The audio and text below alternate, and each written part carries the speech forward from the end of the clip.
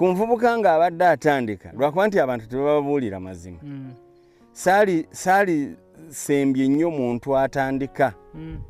n'atandika n'ente ez'omubiyumba kiringa okuba nga wakatandika okukola ate ne bagamba olabirira abalema kubanga mayina tandika nante eki kati kyoba oyina okukola bw'oba ogenda kutandika mulimu amataka agapangisibwa oli ng'akupangisa ettaka kisinziira lwakupangisa ente omwaka emitwalo 3 buli nte okulunda ku ttaka lye okulundira ku ttaka lye katuyina abantu nga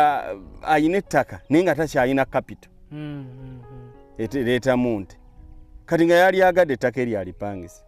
kyekirina kuba naffe eggulu ndowooza obadde owulira incident ezibaddewo mu West Nile ng'abantu batwalayo ente nti eggulu balina amataka naye tebalina kapito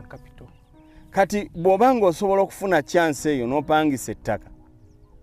osobola oddikolerako emyaka 2 osobola okuvaamu mu egyo emyaka ng'ofunye ettaka eriryo naye bw'otandika ne yiika emu kapita akatono kajja kutwala obudde bwo bungi nga kane ka bizinesi katono tekakula naawe tokula omalirize nga mu balunzi toliimu ate ne mu balimi toliimu kati kibeera kirungi nnyo omuntu atandika nebuuzanoga nti bwe mbeera nina miliyoni zange 3 kampangisize nte 10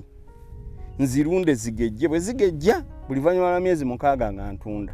buli luvannyuma lwa myezi 6 nga ntunda